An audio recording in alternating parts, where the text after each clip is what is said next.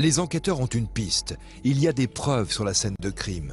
Ils ont découvert des empreintes de pneus à 3 mètres du corps de David.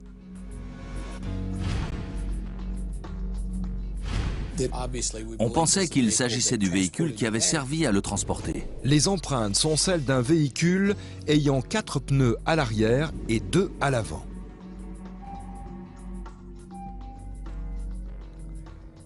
Il y avait 2 jeux de pneus différents, à l'avant et à l'arrière. Les empreintes étaient complètement différentes.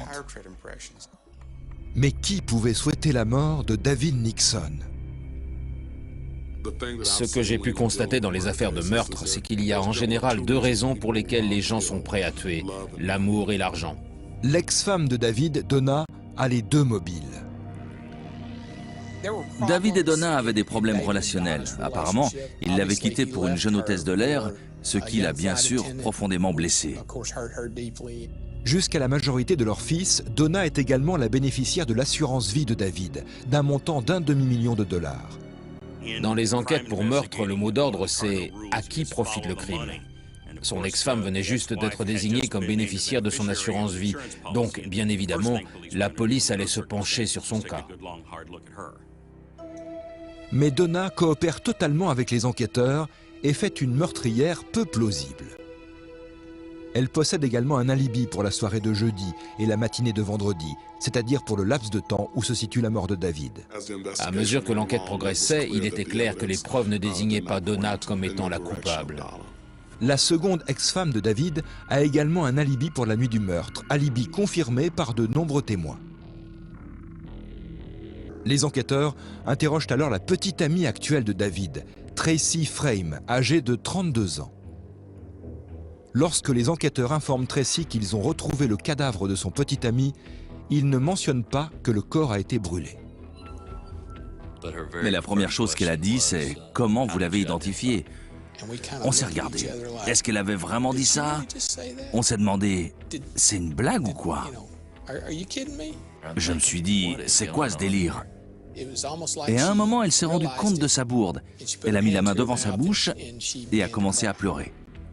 Tracy déclare qu'elle a vu David pour la dernière fois jeudi. Elle a supposé qu'il était parti à Las Vegas, où il aimait aller jouer. Vous ne l'avez pas vu jeudi soir? Non, monsieur. Ni vendredi soir? Non. Ni samedi? Vous ne l'avez pas revu depuis? Non, monsieur. On a découvert qu'il avait des dettes de jeu et qu'il avait quelques soucis avec le fisc. Tracy donne son accord pour que la police fouille la maison qu'elle partageait avec David. On a passé la maison au peigne fin. On a utilisé du luminol et on a amené des chiens renifleurs. Mais la police ne trouve aucune trace de sang dans la maison. La maison renferme tout de même un indice potentiel. Lorsqu'ils ont fouillé la maison, ils ont trouvé des manettes de couverture chauffantes, mais il n'y avait pas de couverture. Ce qui était plutôt bizarre vu que le corps de David avait justement été enveloppé dans une couverture de ce type. Le lendemain, la police retrouve la Lexus blanche de David, abandonnée sur le parking d'un supermarché à proximité de sa maison. Il n'y a pas de sang ni de traces de lutte dans la voiture, mais quelque chose attire tout de suite l'attention des enquêteurs. L'une des premières choses qu'ils ont remarqué, c'est que le siège était tout près du volant, ce qui indiquait que la dernière personne à avoir conduit la voiture était bien plus petite que David Nixon, en tout cas que ce n'était pas un homme de sa taille. Les enquêteurs espèrent que les caméras de surveillance du supermarché permettront d'identifier la personne qui a laissé la voiture de David sur le parking. Lorsque la police interroge Tracy Frame, la femme qui partageait la vie de David Nixon, elle affirme que David se rendait à Las Vegas la nuit où il a disparu. Tracy admet également qu'elle n'a pas d'alibi pour la nuit du meurtre de David. Elle dit être restée seule à la maison. En tant que membre de la famille, on ne savait pas grand-chose d'elle. Il ne l'amenait jamais avec lui quand il nous rendait visite. Je ne lui avais jamais parlé au téléphone. Elle était vraiment un mystère pour nous tous. En faisant des recherches, la police découvre quelques détails intéressants au sujet de David et de Tracy. Le couple s'est rencontré à une fête, peu après le second divorce de David. Tracy est comptable et n'a pas d'enfant. Peu de temps après le début de leur relation, David achète 2 voitures assorties, une Lexus noire pour Tracy et une Lexus blanche pour lui-même. Selon les enquêteurs, Donna, la première épouse de David Nixon, possède 2 mobiles qui auraient pu la pousser à attenter à ses jours. C'est une femme bafouée, son mari l'ayant abandonnée pour épouser en secondes noces une jeune hôtesse de l'air. Et elle est en possession d'un contrat d'assurance vie d'un montant d'1 demi-million de dollars. À la vengeance s'ajouterait l'appât du gain. Pour autant, Donna n'ignore pas que son fils âgé de 10 ans est très attaché à son père et qu'il aurait été cruel de l'en priver. Autre argument qui plaide en faveur de son innocence, tout comme la seconde épouse de la victime, elle possède un alibi solide pour la nuit du meurtre. L'attention des policiers se tourne alors vers Tracy Frame, la maîtresse de David Nixon. Et cette fois, 3 indices semblent l'incriminer. D'abord, sa réaction étonnante et ambiguë à l'annonce de l'assassinat de son amant. Pourquoi, en effet, a-t-elle aussitôt demandé aux enquêteurs comment ils étaient parvenus à identifier le corps? Eux seuls, et le meurtrier, savaient qu'il était partiellement carbonisé. Ensuite, le siège conducteur de la voiture de Nixon a été avancé, ce qui tend à prouver qu'une femme l'avait conduite quelques heures avant le crime. Enfin, dans la maison qu'occupaient David et Tracy, les policiers ont découvert des commandes de couverture électrique. Or, c'est dans une couverture de ce genre que le cadavre a été emballé.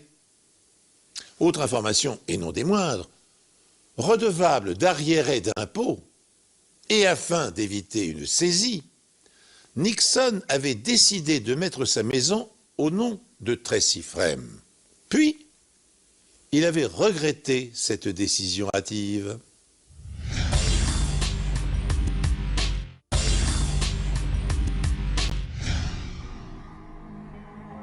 David voulait reprendre la maison à son compte et Tracy voulait s'assurer que la maison reste à son nom. Mais il y a apparemment un élément irréfutable qui rend Tracy insoupçonnable. Les enquêteurs devaient établir comment elle pouvait avoir déplacé le corps. Elle avait beau être une jeune femme en bonne santé et en pleine forme, elle faisait presque la moitié du poids de David. Elle aurait eu beaucoup de mal à le porter. Les voisins de Tracy déclarent alors à la police qu'ils ont vu un grand camion de location stationné devant la maison du couple le week-end de la disparition de David. Vous avez vu le camion devant chez vous? Non, mais... Un camion? Un véhicule du type camion de location. Oui, on avait loué un camion pour transporter des choses encombrantes. Les chaises longues de la piscine. Les éboueurs ne voulaient pas les prendre et nous ont dit qu'il fallait les mettre ailleurs. Comme on n'avait rien pour les transporter, David s'en est occupé. La police visionne les images de vidéosurveillance du parking où a été retrouvée la voiture de David. À 1h34 du matin, juste 37 minutes avant qu'on ne retrouve le corps de David en train de brûler, une femme sort de la Lexus blanche de David, se dirige vers une Lexus noire et quitte le parking. On regardait la bande et on trouvait que la femme ressemblait à Tracy. Et quand elle est montée dans la voiture noire, là je me suis dit, nous y voilà. 4 heures plus tôt, la Lexus noire entre sur le parking. La même femme en sort, traverse le parking, monte à bord d'un camion de location et s'en va. Les bandes montrent que la veille, dans l'après-midi, cette même femme a garé le camion de location sur le parking, puis est repartie à pied avec un grand chien noir. Tracy avait un grand chien noir. Ce serait quand même une coïncidence monumentale que quelqu'un d'autre possède aussi une Lexus noire, une Lexus blanche, monte dans un camion de location et aille promener un chien qui ressemble à celui de Tracy Frame. Malheureusement, la caméra est trop éloignée pour pouvoir identifier formellement la femme en question. S'il s'agit bien de Tracy Frame, les enquêteurs doivent trouver un moyen de le prouver. Qu'est-ce qui est arrivé à David? Qu'est-ce qui lui est arrivé?